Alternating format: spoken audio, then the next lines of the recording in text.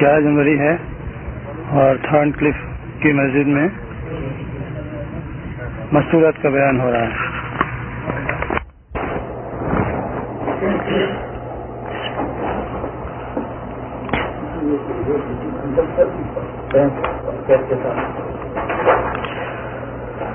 الحمد للہ الحمد للہ نحمده ونستعینه ونستغفره ونؤمن به ونتوکل علیہ ونعوذ باللہ من شرور انفسنا ومن سیئات اعمالنا من يهده الله فلا مضل له ومن يضلله فلا هادي له ونشهد أن لا إله إلا الله وحده لا شريك له ونشهد أن سيدنا ومولانا وحبيبنا وشفيعنا محمدا عبده ورسوله أرسله إلى الناس كافة بشيرا ونذيرا وداعيا إلى الله بإذنه وسراجا منيرا صلى الله تعالى عليه وعلى آله وصحبه وبارك وسلم تسليما كثيرا كثيرا وبعد فأعوذ بالله من الشيطان الرجيم بسم الله الرحمن الرحيم إن الأبرار لفي نعيم وإن الفجار لفي جحيم يصلونها يوم الدين وما هم عنها بغائبين وما أدراك ما يوم الدين ثم ما أدراك ما يوم الدين يوم لا تملك نفس لنفس شيئا والأمر يومئذ لله. صدق الله مولا.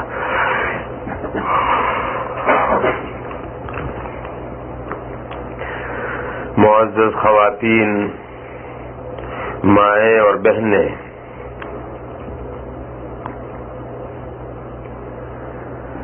اللہ جل شانہ و من والہ نے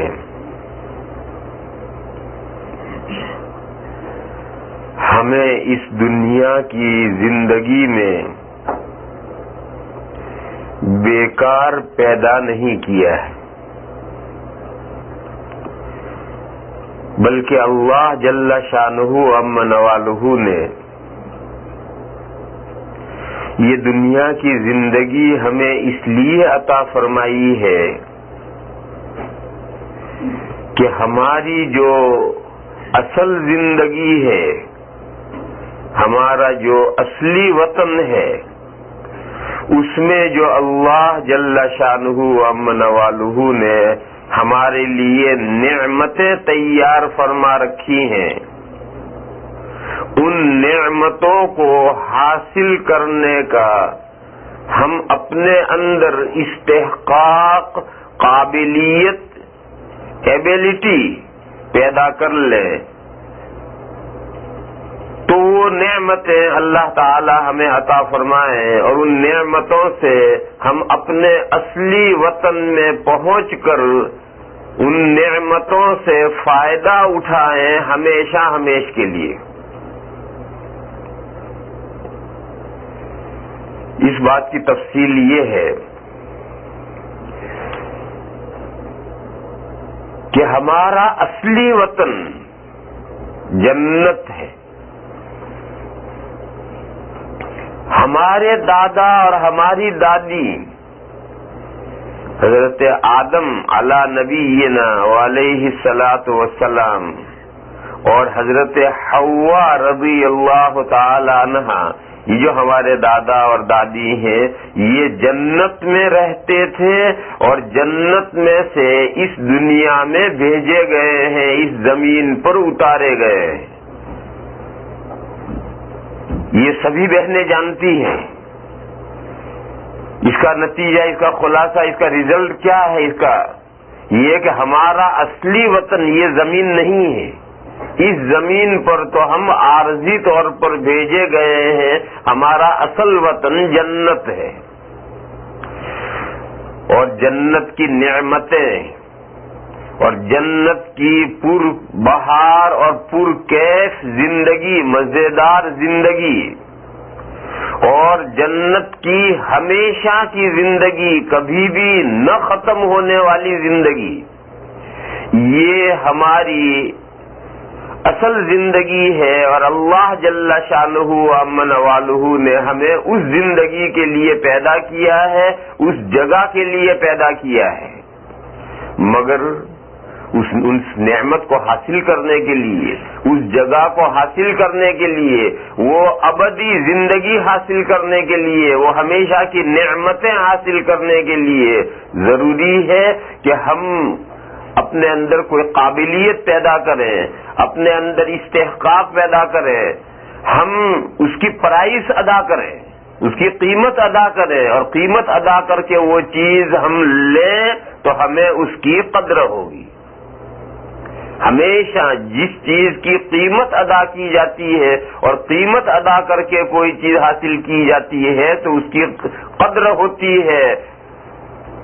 مثال لے لو، بہت سی، ایک کتاب مفت مل گئی پڑھنے کے لیے، لوگوں نے زبردستی دیکھ لو یہ دینی کتاب ہے پڑھو، بہت کم لوگ پڑھتے ہیں، لے جا کر گھر میں رکھ دیتے ہیں، کیوں؟ مفت مل گئی۔ اور اگر وہی کتاب آدمی طلب اور خواہش لے کر دکان میں گیا ہو اور دکان میں جا کر کے اس کی قیمت ادا کی ہو، $5 میں $10 قیمت دے کر اس کتاب کو لایا ہے، تو لا کر ویسے ہی طاق میں چھوڑ نہیں دے گا، اس میں سے پوری پڑھے گا، پوری نہیں پڑھے گا، کچھ نہ کچھ ضرور پڑھے گا۔ اور تھوڑا بہت پڑھنے کے بعد بھی پسند نہیں آئی تو کیا کہے گا؟ میرے $10 بیکار گئے، بیکار کتاب لے آیا میں۔ اور اگر اس کو کتاب شاندار پسند آئی تو وہ خوش ہوگا کہ میرے پیسے کارآمد ہوئے، میں کتاب لایا تو اس سے مجھے جتنے پیسے میں نے خرچ کیے اس سے مجھے پیسے زیادہ فائدہ ہوا۔ اور مفت کتاب مل جاتی ہے، مفت کتاب مل جاتی ہے، بہت کم لوگ پڑھتے ہیں، اٹھا کر گھر لے آ کر رکھ دیتے ہیں۔ اردو میں کہتے ہیں کہ مال مفت دل بے رحم، جو مفت کا مال ہوتا ہے اس کی دل کوئی قدر کرتا نہیں۔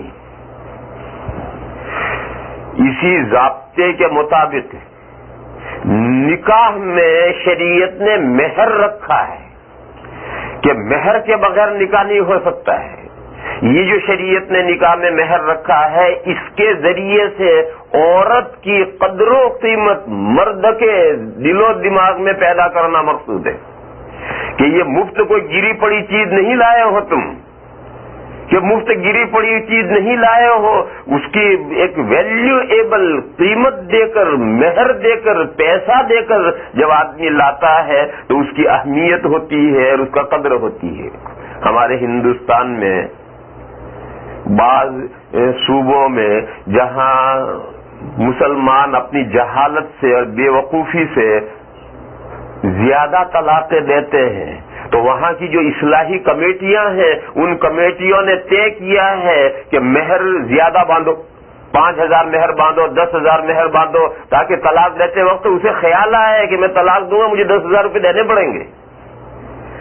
تو یہ جو تدبیریں جو ذمہ دار لوگ سوچتے ہیں، اس تدبیر سے بھی یہ سمجھ میں آیا کہ نکاح میں جو مہر ہے وہ عورت کا ویلیو بڑھانے کے لیے، ویلیو کہاں بڑھانے کے لیے؟ مرد کے دل و دماغ میں عورت کی اہمیت پیدا کرنے کے لیے اس کو رکھا گیا کہ کوئی نکاح مہر کے بغیر نہیں ہو سکتا۔ اسی طریقے پر جنت جو ہمارا وطن ہے اور وہاں کی نعمتیں جو ہمارا استحق ہے، اس کی اہمیت ہمارے دل و دماغ میں بٹھانے کے لیے کہ یہ جنت ویسے مفت کی چیز نہیں ہے، اس کو یہ دنیا میں بھیجا کہ دنیا میں آ کر کے جنت کی قیمت ادا کرو، اور جنت کی نعمتوں کی قیمت ادا کر کے پھر جنت حاصل کرو تو اس جنت کی تمہیں کوئی قدر و قیمت معلوم ہو۔ اردو میں گجراتی میں کہتے ہیں کہ گھر کی مرغی دال برابر، اس محاورے کا یہی مطلب ہے کہ جو نعمت مفت میں مل گئی، ہر وقت مل گئی، روزانہ مل گئی، ہر وقت اویلیبل ہے، اس کی کچھ زیادہ قیمت نہیں ہوتی ہے، اور جس کو آدمی پیسہ دے کر اہمیت سے خرید کر لایا ہو، اس کے پیچھے محنت کی ہو، اس کے حاصل کرنے میں اس کی بڑی قدر و قیمت ہوتی ہے۔ تو یہ جو ضابطہ ہے، اسی ضابطے کے پیش نظر اللہ نے ہمیں جنت عطا فرمائی، ہمارے دادا دادی کو جنت عطا فرمائی، ہمیں ان نعمتوں کا اللہ نے مزہ چکھا دیا، اور ہمارے دادا دادی ایک لمبا زمانے تک جنت میں رہے، اور پھر جنت سے اتار کر کے اس دنیا میں بھیجا کہ دنیا میں جاؤ اور جا کر کے محنتیں کرو، کماؤ اور جنت کی قیمت ادا کرو، اور قیمت ادا کر کے پھر جنت میں آؤ تو تمہیں جنت کی قدر و قیمت معلوم ہو۔ اللہ پاک جل شانہ عم نوالہ کا ارشاد ہے، ان اللہ اشتری من المؤمنین انفسهم بان لهم الجنہ، ان اللہ اشتری من المؤمنین انفسهم بان لهم الجنہ۔ اللہ تعالی ارشاد فرماتے ہیں کہ اللہ جل شانہ عم نوالہ نے مسلمانوں سے، مسلمان مردوں سے، مسلمان عورتوں سے ان کے نفوس، ان کی ذاتیں، ان کے پسند خرید لیے۔ اس کی قیمت میں کیا ملے گا؟ اس کی قیمت میں ملے گی جنت۔ ان اللہ اشتری من المؤمنین انفسهم بان لهم الجنہ۔ اللہ تعالیٰ نے تمام مومنین مردوں کے اور عورتوں کے، مسلمان مردوں کے اور عورتوں کی ذاتوں کو اور جانوں کو خرید لیا ہے، اور اس کی قیمت میں اور اس کے عوض میں اللہ تعالیٰ جنت عطا فرمائی ہے کہ جنت کے عوض میں یہ سب چیزیں تمہاری ہم نے لے لی، لہذا اب ہماری جان نہیں ہے، ہمارا مال نہیں ہے، بلکہ ہماری جان اللہ کہیں ان کاموں میں خرچ ہونی چاہیے، ہماری جان اللہ کا حکم ہے ان کاموں میں خرچ ہونا چاہیے، ہمارا مال اللہ کا حکم ہے ان کاموں میں خرچ ہونا چاہیے۔ اس مقصد کے لیے ہمیں اللہ تعالیٰ نے دنیا میں بھیجا ہے۔ تو اب یہ ہماری جان اور ہماری مال، یہ جنت کی قیمت ہے۔ ہم نے اپنی جان دی اور ہم نے اپنا مال دیا، ان دونوں کے بدلے میں اللہ تعالی ہمیں اپنی جنت عطا فرمائیں گے۔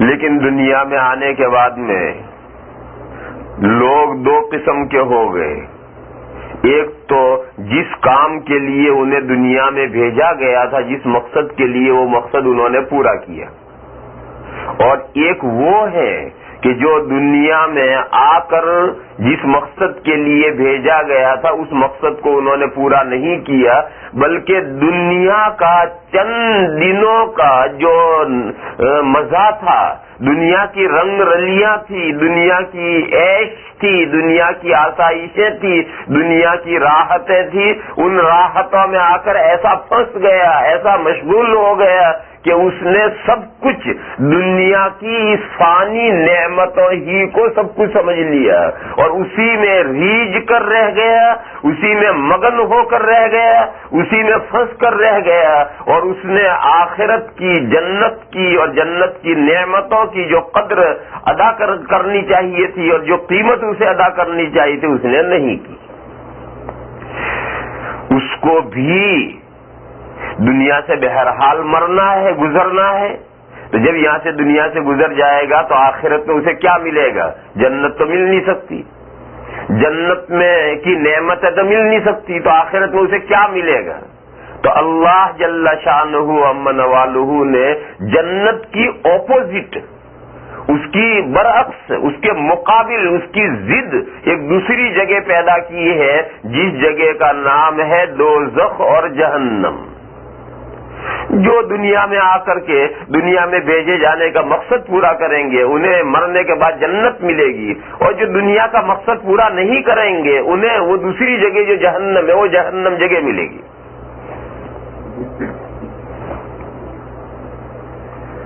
اللہ پاک نے یہی مضمون ارشاد فرمایا ہے، ان الابرار لفی نعیم وان الفجار لفی جحیم، بے شک نیک کام کرنے والے بندے اور بندیاں، نیک کام کرنے والے مرد اور نیک کام کرنے والی عورتیں یقیناً آسائشوں میں ہوں گی، یقیناً راحتوں میں ہوں گی، یقیناً جنت میں اور جنت کی نعمتوں میں ہوں گی۔ کیوں؟ دنیا میں انہوں نے نیک کام کیے، یہ نیک کام یہ جنت کا مہر ہے، یہ نیک کام جنت کا مہر ہے، اور جب انہوں نے نیک کام کر کے جنت کا مہر ادا کر دیا تو جنت انہیں مل جائے گی۔ وَإِنَّ الْفُجَّارَ لَفِي جَحِيمٍ، اور بے شک بدکار برے کام کرنے والے یقیناً دوزخ میں ہوں گے، جہنم کے کھڈے میں گریں گے، جہنم کے گھڑے میں پہنچیں گے۔ بدکار یعنی برے کام کرنے والے، وہ نیکوکار یعنی اچھے کام کرنے والے، اور بدکار یعنی برے کام کرنے والے۔ جتنے برے کام کرنے والے ہیں ان کو بھی مرنے کے بعد بہرحال کوئی جگہ دی جانی ہے، وہ جگہ ان کے لیے دوزخ ہے، جہنم ہے۔ تو فرمایا کہ بے شک یہ بدکار جہنم میں جائیں گے۔ جب اتنا مضمون بہنوں نے سمجھ لیا تو اب بات آگے سمجھنی چاہیے۔ اب تک جو میں نے مضمون سمجھایا اس مضمون کا خلاصہ یہ ہے کہ ہمارا اصل وطن اور ہماری اصل زندگی آخرت کی اور جنت کی زندگی ہے، وہی ہمارا وطن ہے اور وہی ہماری زندگی ہے، اور جنت میں ہمیں ہمیشہ ہمیش کے لیے رہنا ہے، اور اسی کے لیے اللہ نے ہمیں پیدا کیا ہے۔ چند دن کے لیے اللہ نے ہمیں پیدا نہیں کیا، مگر اللہ تعالیٰ یہ چاہتے ہیں کہ جنت ہمیں ملے اس طرح سے کہ ہمارے دلوں میں، ہمارے دماغوں میں جنت کی قدر اور قیمت بھی رہے، مفت کا مال نہ ہو جائے۔ مفت کا مال ہو جائے گا اس کی کوئی قدر و قیمت ہمیں نہیں ہوگی۔ اس لیے اللہ تعالیٰ نے دنیا میں ہمیں بھیجا اور ہمیں یہ حکم دیا کہ دنیا میں محنت کرو، کماؤ، اور کما کر کے جنت کی قیمت ادا کرو، اور جنت کی قیمت ادا کر کے جنت حاصل کرو، تاکہ تمہیں اس جنت کی قدر و قیمت معلوم ہو۔ اور دنیا میں کمانے کے لیے اور جنت کی قیمت ادا کرنے کے لیے بہت تھوڑی سی مدت دی ہے، 50 سال، 60 سال، 70 سال، 80 سال، بس اتنی ہی زندگی بس محنت کرنی ہے اور کما کر کے جنت کی قیمت ادا کرنی ہے، اور جنت کی قیمت ادا کر کے جنت حاصل کر لی، پھر ہمیشہ ہمیش کے لیے جنت میں رہنا ہے اور جنت کی نعمتوں سے فائدہ اٹھانا ہے۔ یہاں آ کر کے ہمیں کیا کمانا ہے اور جنت کی قیمت کیا ادا کرنی ہے؟ ہمارے پاس دو چیزیں ہیں، اور وہ دونوں چیزیں اللہ ہی کی دی ہوئی ہے، ہماری اپنی ملکیت نہیں ہے۔ ایک تو ہماری اپنی جان، اور ایک ہمارا اپنا مال۔ ہماری جان یہ بھی اللہ نے ہمیں دی ہے، اور ہمارا مال یہ بھی اللہ نے ہمیں دیا ہے۔ یہ جو دو چیزیں اللہ نے ہمیں دی ہے، اللہ تعالیٰ نے یہ دو چیزیں جنت کی قیمت میں مانگ لی کہ لاؤ یہ دونوں چیزیں ہمیں دے دو، ہماری دی ہوئی یہ دونوں چیزیں ہمیں دے دو، اپنی جان بھی دے دو، اپنا مال بھی دے دو، اور اس کے بدلے میں جنت لے لو۔ جان لے کر کے مال لے کر کیا کرنا ہے؟ اللہ کو کسی کی جان کی ضرورت نہیں، کسی مال کی ضرورت نہیں. اللہ نے تو ساری جانیں اللہ نے پیدا کی ہیں اور سارے مال اللہ نے دیے ہیں. پھر جان لینے کا اور مال لینے کا مطلب یہ ہے کہ ہم اللہ احکام دیں گے کہ تمہیں اپنی جانیں ان کاموں میں خرچ کرنی ہے جو کام ہم بتائیں کہ فلاں کام فلاں کام فلاں کام، ان کاموں میں اپنی جان کو خرچ کرو اور اپنے مالوں کو وہاں خرچ کرو جہاں ہم حکم دیں. دوسری جگہ مال تم خرچ نہیں کر سکتے، جان خرچ نہیں کر سکتے. اسی لیے میری بہنوں، اللہ نے جو ہم پر دین نازل کیا ہے اس دین میں جو عبادتیں ہم پر مقرر کی ہیں وہ دو قسم کی عبادتیں ہیں. کچھ عبادتیں ہیں جانی اور کچھ عبادتیں ہیں مالی، اور کچھ ہے دونوں کا مکسچر، تیسری کوئی قسم نہیں.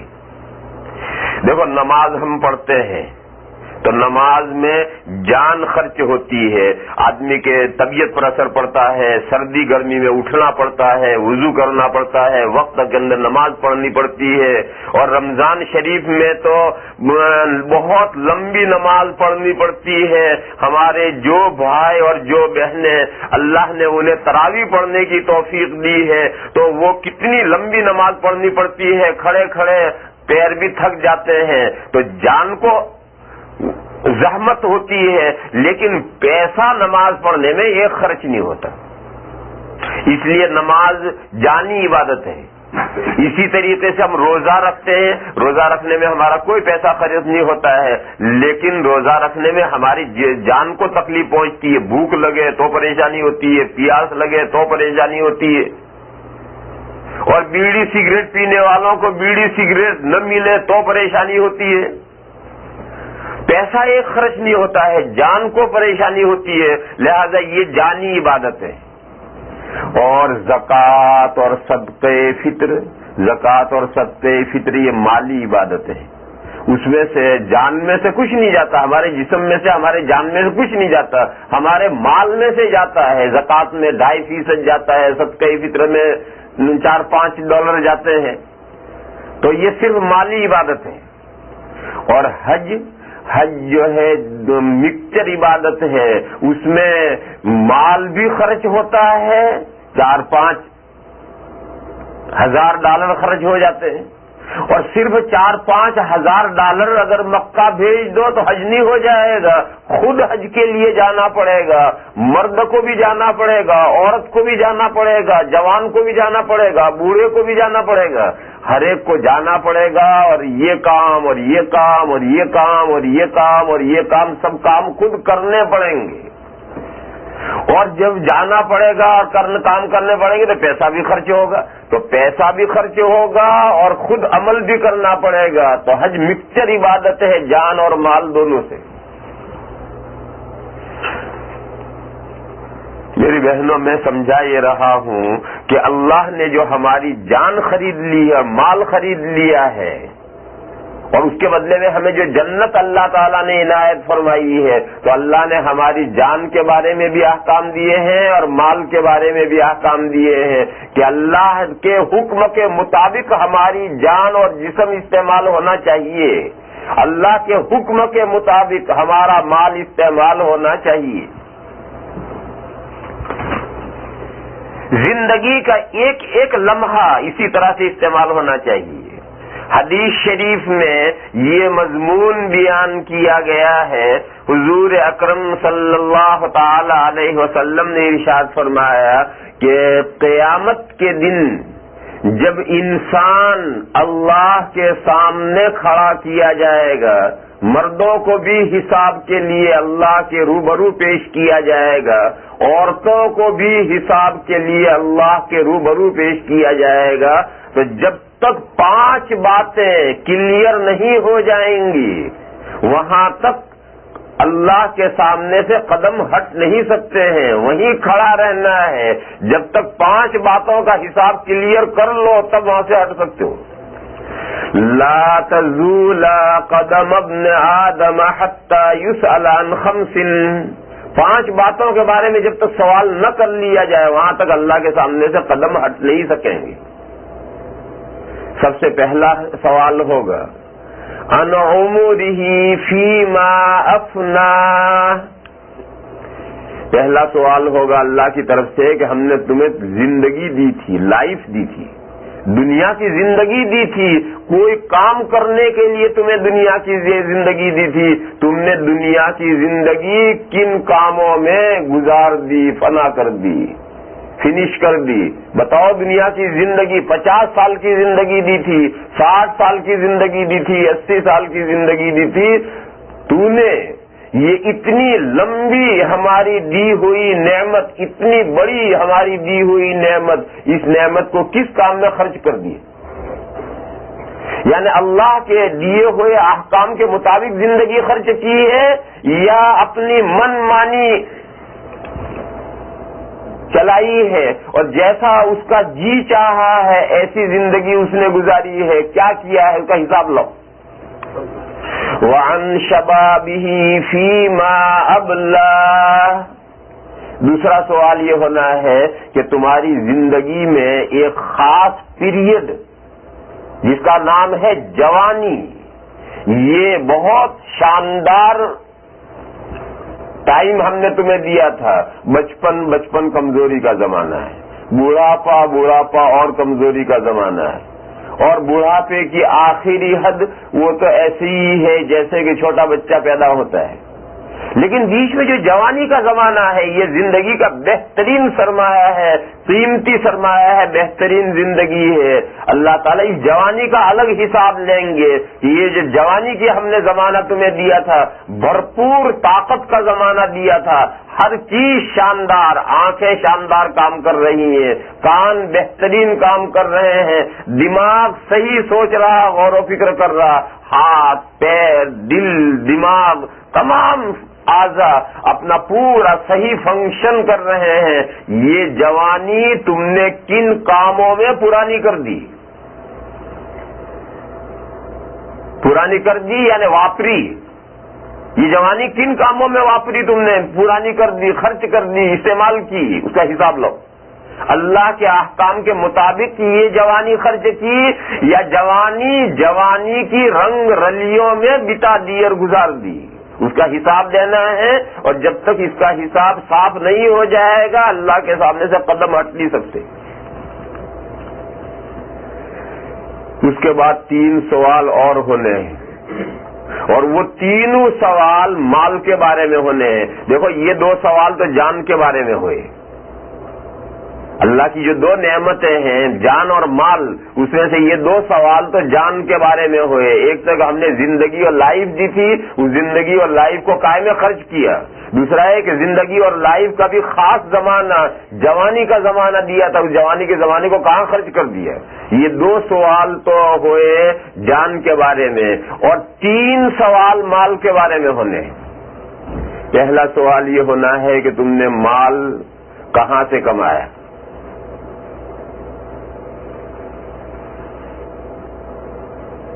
جائز طریقوں سے مال کمائے یا ناجائز طریقوں سے مال کمائے؟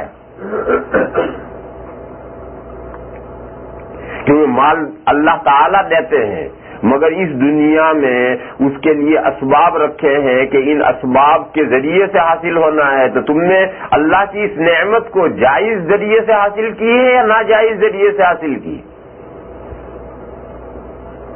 تو پہلا سوال تو ہونا کہ من این اکتسبہ، کہاں سے یہ مال کمایا ہے. پھر دوسرا سوال یہ ہوگا اگر مال ناجائز طریقے سے کمایا ہے تو اس کا بیڑا تو وہیں غرق ہو گیا. لیکن اگر اس نے جائز طریقے سے مال کمایا ہے، جیسے مسلمان مرد اور عورتیں اللہ کی یہ نعمت مال اگر جائز طریقے پر کمائے، ناجائز طریقے پر نہ کمائے، تو پھر اگلا سوال ہوگا کہ فیما انفقہ، یہ اللہ ہماری جو یہ نعمت تھی مال، اس مال کو تم نے خرچ کہاں کیا؟ کیونکہ انسان مال خرچ کرنے میں بھی آزاد نہیں ہے کہ جہاں چاہے خرچ کر دے. کیوں آزاد نہیں ہے؟ انسان کا مال انسان کا اپنا ہے ہی نہیں، وہ تو اللہ کا دیا ہوا ہے، اور جب اللہ کا دیا ہوا ہے تو اسے خرچ کرنے میں آزادی کہاں سے حاصل ہو سکتی ہے؟ ایسا سمجھو کسی بڑی دکان میں، فرم میں، پیڑھی میں مینیجر ہوتا ہے، تو مینیجر کے پاس جو مال ہوتا ہے وہ مال اس کا نہیں ہے، وہ تو باس کا ہے، سیٹ کا ہے، تو وہ اس مینیجر مال کو خرچ کر سکتا ہے، لیکن جو سیٹ نے اور باس نے قاعدے بتائے ہیں ان قاعدوں کے مطابق خرچ کرے گا، اناپ شناپ نہیں اڑا سکتا۔ تو اسی طریقے سے اللہ تعالیٰ نے ہمیں جو مال عطا فرمایا ہے وہ اللہ کا مال ہے، ہمیں اللہ تعالیٰ نے اس میں اپنا نائب اور خلیفہ بنایا ہے، لہذا اللہ کے احکام کے مطابق ہمیں مال خرچ کرنے کا حق ہے، دوسری جگہ پر خرچ کرنے کا حق نہیں ہے۔ لہذا یہ سوال ہوگا کہ تم نے مال خرچ کہاں کیا، جائز طریقے پر کیا یا ناجائز طریقے پر کیا؟ تو دو سوال جان کے بارے میں تھے، جو اللہ کی نعمت جان حاصل ہوئی ہے، دو سوال اس کے بارے میں تھے، اور دو سوال مال کے بارے میں تھے جو اللہ تعالیٰ نے ہمیں نعمت مال عطا فرمائی، دو سوال اس کے بارے میں، اور پانچواں سوال علم اور نالج کے بارے میں ہوگا کہ فیما عمل ماذا عمل فیما علم۔ اللہ ارشاد فرمائیں گے کہ ہم نے تمہارے پاس آسمان سے دین بھیجا تھا، علم بھیجا تھا، دینی نالج بھیجی تھی، آسمان سے ہم نے کتابیں نازل کی تھی، وحیاں نازل کی تھی، تمہاری رہنمائی کے لیے ہم نے علم بھیجا تھا، اور اس علم کو تم نے سیکھا بھی تھا، تم نے جانا بھی تھا۔ کیوں؟ ہم مسلمان ہیں، ہم مسلمان اسی لیے تو ہیں کہ ہم اللہ کی اس بھیجے ہوئے دین کو ہم جانتے ہیں، اور اللہ کے اس بھیجے ہوئے دین کے مطابق ہم ایمان لائے ہیں، تو ہم مسلمان ہیں۔ مسلمان ہونے کا مطلب یہ ہے کہ اللہ کا بھیجا ہوا وہ علم دین ہم جانتے ہیں۔ پھر مسلمان ہونے کے بعد اس سے آگے اور بہت سی باتیں جو اللہ نے آسمان سے نازل فرمائی ہیں قرآن کریم کی شکل میں اور احادیث شریفہ کی شکل میں، تو سوال ہوگا کہ تم جب جانتے تھے کہ تم مسلمان ہو اور دین اسلام میں روزانہ 5 نمازیں فرض ہیں، بتاؤ تم نے پڑھی یا نہیں پڑھی؟ 5 پڑھی یا 3 پڑھی یا 2 پڑھی یا بالکل نہیں پڑھی یا ساری پڑھی؟ اس کا حساب ہوگا، کیونکہ جانتا ہے مسلمان ہونے کا مطلب ہے کہ وہ جانتا ہے کہ 5 نمازیں فرض ہیں۔ ان سے پوچھا جائے گا کہ تم مسلمان تھے اور مسلمان ہونے کے ناطے تمہیں یہ معلوم تھا کہ اللہ نے تمہارے مال میں زکوٰۃ اور صدقہ فطر فرض کیا ہے، تو تم نے اس پر کتنا عمل کیا ہے؟ زکوٰۃ دی ہے اپنے مال کی یا نہیں دی ہے؟ صدقہ فطر اپنے مال کا دیا ہے یا نہیں دیا ہے؟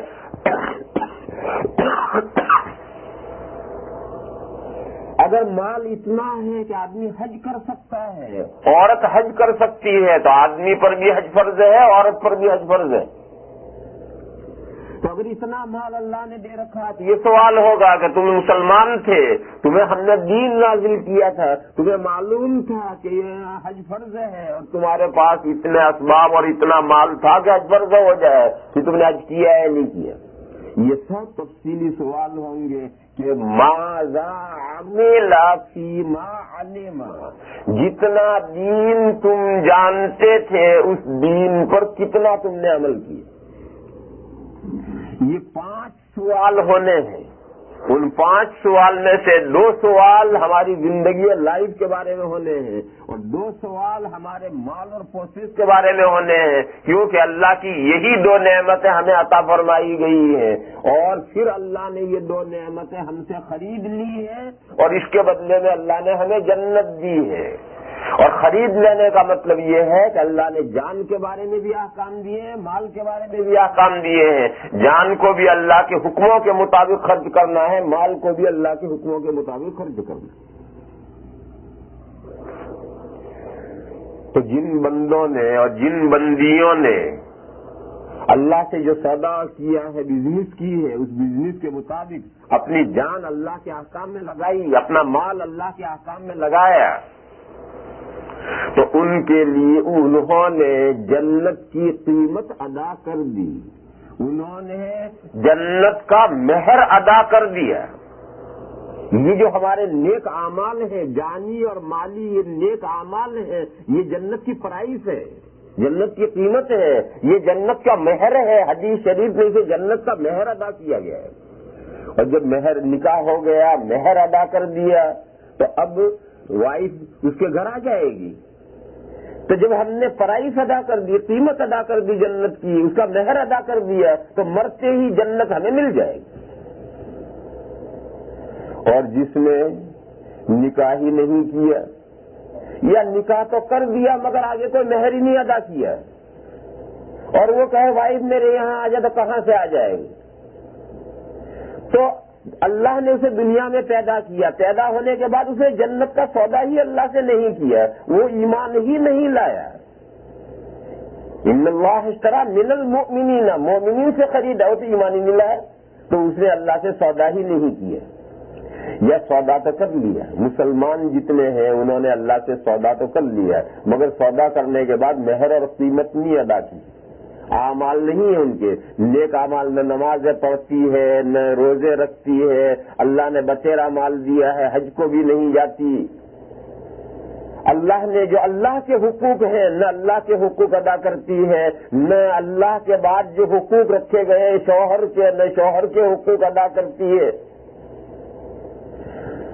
تو جنت کی اس نے قیمت ہی ادا نہیں کی۔ جنت کی خریدنے کا سودا اس نے ضرور کر لیا، ایمان لانے کا مطلب ہے کہ سودا اللہ سے ہو گیا، تو سودا تو اس نے اللہ سے ضرور کر لیا، لیکن اس کے بعد جب اس نے اعمال نہیں کیے تو جنت کی قیمت نہیں ادا کی، قیمت نہیں ادا کی تو صرف سودا کرنے سے چیز کہاں مل جاتی ہے؟ دنیا میں صرف سودا کرنے سے چیز تھوڑی مل جاتی ہے، سودا کرنے کے بعد چیز پرائس ادا کی جاتی ہے تب چیز ملتی ہے۔ اس لیے جنہوں نے اللہ سے جنت کا سودا ہی نہیں کیا اور جنہوں نے اللہ سے سودا تو کیا ہے لیکن قیمت نہیں ادا کی، تو مرنے کے بعد ان کا ٹھکانہ جنت نہیں ہے، جنت انہیں نہیں ملے گی، ان کا ٹھکانہ دوسری جگہ پر ہے۔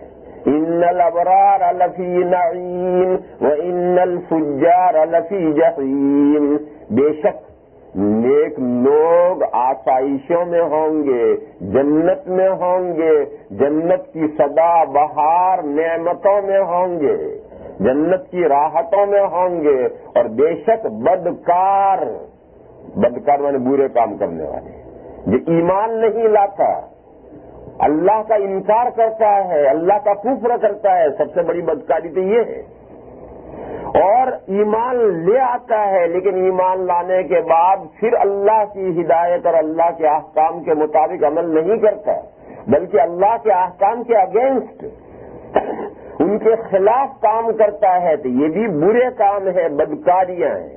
اللہ نے کہا سچ بولو، وہ سچ نہیں بولتا، جھوٹ بولتا ہے۔ اللہ نے کہا کسی کی پیٹھ مت کاٹو، غیبت مت کرو، کسی کی برائی مت کرو، پیٹھ پیچھے برائی مت کرو، اس کا دھندا یہی رہ جاتا ہے،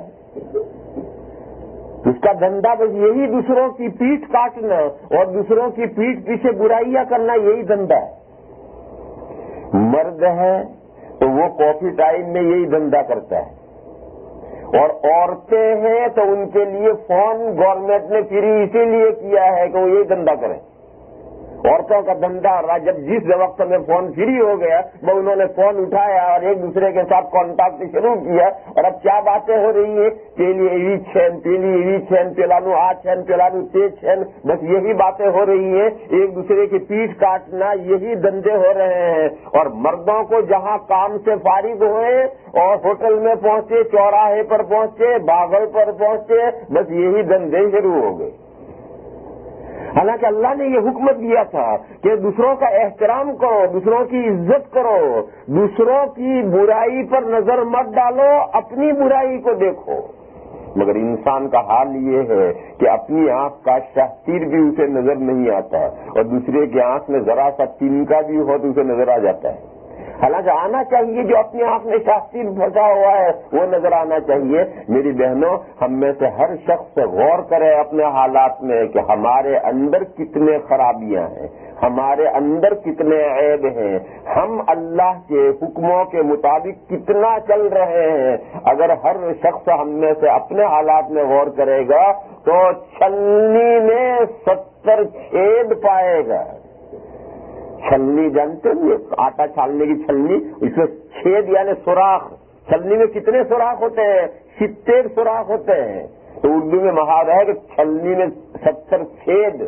تو ہم میں سے ہر شخص غور کرے گا تو اپنے اندر 70 چھید پائے گا، بے شمار نقائص اور عیب پائے گا۔ پھر ہمیں یہ کیا حق ہے کہ ہم دوسروں پر کیچڑ اچھالتے پھریں کہ فلاں تو یوں ہے اور فلانی یوں ہے اور فلاں یہ ہے اور فلاں یوں ہے اور وہ کیسا ہے اور کیا. پہلے تو اپنی اصلاح تو کر لے.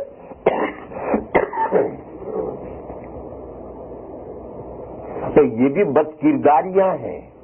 جھوٹ بولنا یا غیبت کرنا, کسی کے لیے برا سوچنا, حسد اور جلنا, کسی کے ساتھ نفرت اور بغض رکھنا اور آپس میں جھگڑے کھڑے کرنا. آپس میں جھگڑے یہ تو سب سے بڑی برائی ہے. حدیث شریف میں فرمایا گیا کہ اصلاح ذات بین کرو, آپس کے جھگڑوں کو ختم کرو, آپس میں میل ملاپ کے ساتھ رہو اور آپس کے اختلافات ختم کرو. یہ آپس کے اختلافات تو مونڈ کر رکھ دینے والے ہیں, مونڈ دینے والے ہیں. حضور اکرم صلی اللہ تعالی علیہ وسلم نے فرمایا کہ مونڈ دینے والے ہیں. اس سے یہ نہ سمجھیو کہ سر کو مونڈ دیتے ہیں اور سر پر سے سارے بال اڑ جاتے ہیں. حضور نے فرمایا نہیں, بلکہ یہ آپس کے جو جھگڑے ہیں وہ تو آدمی کا دین مونڈ دیتے ہیں اور سارا دین ہی برباد. دیندار رہا ہی نہیں, دیندار رہا ہی نہیں, دین والا رہا ہی نہیں. دین گیا کہاں گیا؟ جھگڑوں کی نظر ہو گیا. آج ہمارے مسلمانوں کے درمیان میں بات بات پر نزاعات اور جھگڑے ہیں. جتنے جھگڑے ہم مسلمانوں کے درمیان میں ہیں اتنے جھگڑے شاید دوسری قوموں میں نہ ہو. بھائی بھائی میں جھگڑے, حالانکہ بھائی بھائی کا مطلب تو یہ کہ وہ ایک دوسرے کے ایسے ہیلپر کے شیر و شکر, دودھ اور مٹھائی, دودھ اور چینی ملانے کے بعد جیسے ایک ہو جاتے ہیں, تو بھائی بھائی بھائی بھائی کا تو یہ رشتہ ہے. اسلام نے مسلمانوں میں یہی رشتہ قائم کیا ہے, انما المؤمنون اخوہ. تو بھائی بھائی ہونا اتنا قوی رشتہ, مگر آج بھائی بھائی لڑ رہے ہیں اور لڑتے ہیں اور لڑتے لڑتے یہاں تک پہنچتے ہیں کہ ایک دوسرے کو ضرر پہنچاتے ہیں, نقصان پہنچاتے ہیں اور بہت سے کم وقت تو ایک دوسرے کو قتل بھی کر دیتے ہیں. آدم علیہ السلام کے زمانے سے یہ سلسلہ چلا آ رہا ہے, بھائی کا بھائی کو قتل کرنا.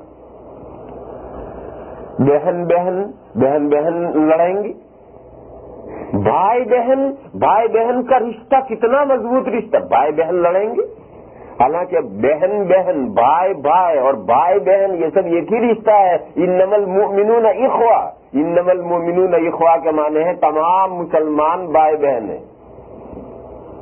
تو بھائی بھائی ہونا, بہن ہونا, بھائی بہن ہونا, یہ رشتہ تو اتنا مضبوط تھا کہ اس کے لیے ہر قربانی آدمی کو دینی چاہیے, اپنے بھائی کو اور اپنی بہن کو ضرر سے بچانے کے لیے, اس کو مدد پہنچانے کے لیے. مگر آج مسلمانوں کا حال یہ ہے کہ بھائی بھائی لڑتے ہیں, بہن لڑتی ہے, بھائی بہنیں لڑتی ہیں, اور بعض معاملات میں اتنی لڑائیاں ہو جاتی ہیں کہ بول چال بھی بند. سالوں ہو گئے بھائی بہن سے نہیں بولا, بہن بھائی سے نہیں بولی. باپ بیٹے سے لڑتا ہے, بیٹا باپ سے لڑتا ہے. حالانکہ باپ بیٹے کا رشتہ کتنا مضبوط رشتہ تھا. وہاں لڑائی کا کیا تصور ہے, وہاں لڑائی کے کیا سوچنے کے, باپ اور بیٹا بلا کو لڑنے کی چیز ہے. مگر آج مسلمانوں میں آپ کو بہت سی شکل گھر ملیں گے کہ باپ بیٹا لڑ رہے ہیں, اور اتنے لڑ رہے ہیں کہ باپ نے بیٹے کو گھر سے نکال دیا یا بیٹے نے باپ کو نکال دیا گھر سے. باپ بہت زیادہ بڈھا ہو گیا تو بیٹے نے باپ کو نکال دیا, اور اگر باپ ابھی بڈھا نہیں ہوا ہے, بیٹا ابھی کمزور ہے, تو باپ نے بیٹے کو نکال دیا. ایک دوسرے سے باپ بیٹے بولتے نہیں ہیں, ایک یوں منہ کر کے جاتا ہے, ایک یوں منہ کر کے جاتا ہے. باپ بیٹے کا رشتہ کہاں باقی رہا؟ ماں بیٹی لڑنے لگے, ماں بیٹی کی لڑائیاں تو ساری دنیا میں, کہ ماں بیٹی آپ بہنیں سوچتی ہیں ماں بیٹی کہاں لڑتی ہے. باپ بیٹا تو لڑتے ہیں لیکن باپ اور بیٹی نہیں لڑتے. ماں اور بیٹا تو لڑتے ہیں, ماں اور بیٹے میں تو لڑائی ہوتی ہے, لیکن ماں اور بیٹی میں تو لڑائی نہیں ہوتی. تو میں بتاؤں میری بہنوں, ماں اور بیٹی میں بھی لڑائی ہوتی ہے. یہ جو بہو گھر میں آتی ہے یہ بیٹی ہی تو ہے. सास और बहू, सास बहू का जो रिश्ता है ये तो माँ बेटी का रिश्ता है। और हमारे गांव में सास बहू की लड़ाइयां कुछ कम है। ये सास बहू की लड़ाइयां हैं, ये माँ बेटी की लड़ाइयां हैं। हमारे मुआशरे में तो तमाम बहनें जानती हैं कि हमारे मुआशरे में, इस्लामी मुआशरे में तो जब शादी हो जाती है तो बहू अपने खुसर को अब्बा कहती है और अपनी सास को अम्मी कहती है, और दामाद शादी होने के बाद अपने खुसर को अब्बा कहता है, अपनी सास को अम्मी कहती है। ये रिश्ता इस्लामी मुआशरे में, कल्चर में तो पैदा हो जाता है। तो जब उस बहू ने आकर के अपने खुसर को अब्बा कहना शुरू कर दिया, अपनी सास को अम्मी कहना शुरू किया, तो अब तो ये तो अब्बा और बेटी का रिश्ता हो गया, अम्मी और बेटी का रिश्ता हो गया। अब इस माँ बेटी के दरमियान में, इस बाप बेटी के दरमियान में अगर लड़ाई होने लगे, ये तो बाप बेटी के दरमियान में लड़ाई हुई, माँ बेटी के दरमियान में लड़ाई हुई। और मेरी बहनों, आप देखती हैं कि माँ बेटी के दरमियान में, यानी सास बहू के दरमियान में लड़ाई हर जगह दुनिया के अंदर लड़ाई है। और आज नहीं है, जैसे भाइयों में लड़ाई, भाई भाई में लड़ाई आदम अलैहिस्सलाम के जमाने से शुरू हुई है, तो शायद ये लड़ाई भी उसी वक्त से शुरू हुई। यूरोप का एक शायर है शेक्सपियर, उसने उस बावले ने एक बात बड़ी अजीबोगरीब कही है। एक मर्तबा अखबारों के नामा निगारों ने शेक्सपियर से ये पूछा कि ये बताओ कि दुनिया में सबसे ज्यादा खुश नसीब औरत कौन हुई है? तो उसने फट से जवाब दिया कि दादी हवा सबसे ज्यादा खुश नसीब हुई है। तो नामा निगारों ने पूछा कि क्यों? तो उसने कहा इसलिए उनकी सास नहीं थी। लेकिन जब से दुनिया में सास और बहू दोनों का सिलसिला शुरू हुआ, झगड़ा शुरू हुआ, कहीं सास परेशान है बहू से, बहुएं भी कुछ कम नहीं है, कहीं सास परेशान है बेचारी बहू से, और कहीं बहुएं परेशान है सास से। ऐसा नहीं है कि हमेशा बहू ही परेशान करती हो, ऐसा भी नहीं कि हमेशा सास ही परेशान करती हो, नहीं, कहीं सास परेशान है, बहू नालायक मिली है, और कहीं बहू बेचारी परेशान है, सास ज्यादती करती है। तो मुझे तो ये कहना है कि झगड़े हमारे मुआशरों में हैं, हालांकि इस्लामी मुआशरे में और मुसलमानों के घरों में झगड़ों का क्या मतलब है? जिस दीन ने ये कहा है कि अपने आपस को संवारो और आपस के झगड़ों से बचो, आपस के झगड़े तो मूंड कर रख देते हैं और सर को मूंड कर नहीं रखते हैं, दीन को मूंड कर रख देते हैं। आदमी का दीन बर्बाद हो जाता है, दीन खत्म हो जाता है, आदमी दीनदार बाकी नहीं रहता है। तो जब भाई भाई लड़ने लगेंगे तो अब उनकी नमाजें क्या काम आने वाली हैं, उनके रोजे क्या काम आने वाले हैं, उनके हज क्या काम आने वाले हैं? उनकी कोई इबादत किसी काम आने वाली नहीं है। वो जो भाई भाई आपस में लड़ रहे हैं, ये आपस के इख्तिलाफात और फसाद और ज़ातिल बैन, ये वो तमाम इबादतों को मूल कर रख दिया। उनकी सारी नमाजें पढ़ी हुई भी बेकार गई, सारे रोजे भी बेकार गए। इस फसाद ज़ातिल बैन ने वो सारे मामला खराब कर दिए। बाप बेटा लड़ रहे हैं और दोनों जाकर नमाज पढ़ते हैं पाबंदी से और तहज्जुद भी पढ़ते हैं। अभी तुम्हारी नमाज और तुम्हारी तहज्जुद काम क्या आएगी जब तुम बाप बेटे के दरमियान में तो मुआफिकत नहीं है, फसाद ज़ातुल बैन है। तो ये फसाद ज़ातुल बैन तो तुम्हारी सारी इबादतों को मूंड कर रख देगा और खत्म। माँ बेटी लड़ रहे हैं, सास बहू लड़ रहे हैं, और ये भी बड़ी इबादतें कर रही है, बड़ी तिलावतें, बड़ी तस्बीहें पढ़ रही है, बड़े नमाजें पढ़ रही है, तहज्जुद भी पढ़ रही है। ये अल्लाह की बंदी बहू आई है, ये भी अल्लाह वाली है। मगर इनकी इस इबादतों का फायदा क्या है? उनकी इबादतों जब वो दोनों माँ बेटी लड़ रही है और सास बहू के दरमियान में लड़ाई है और फसाद ज़ातुल बैन है, तो फसाद ज़ातुल बैन ने तो दीन मूंड कर रख दिया। न सास की कोई इबादत काम की रही, न बहू की कोई इबादत काम की रही। तब करे मारा करो, फायदा कुछ नहीं। یہ سب حدیث شریف کا مضمون ہے کہ فساد ذات البین سے بچو، آپس کے جھگڑوں سے بچو، آپس کے اختلافات سے بچو۔ مسلمان کے درمیان میں کوئی جھگڑا نہیں ہونا چاہیے، نہ کمیونٹی میں کوئی جھگڑا ہونا چاہیے، نہ گاؤں میں کوئی جھگڑا ہونا چاہیے، نہ محلے میں کوئی جھگڑا ہونا چاہیے، نہ فیملی میں کوئی جھگڑا ہونا چاہیے، نہ گھر میں کوئی جھگڑا ہونا چاہیے۔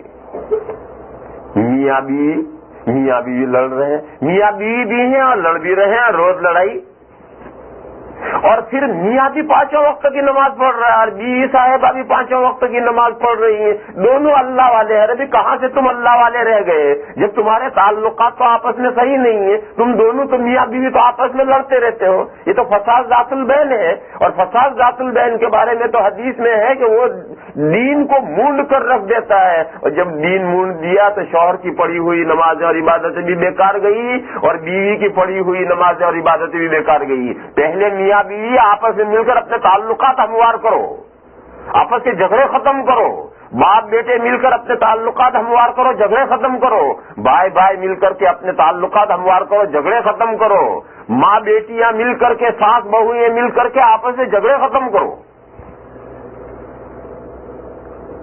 اس کے بعد ساری عبادتیں کام آئیں گی، اور کی ہوئی عبادتیں باقی رہیں گی، سر پہ بال باقی رہیں گے۔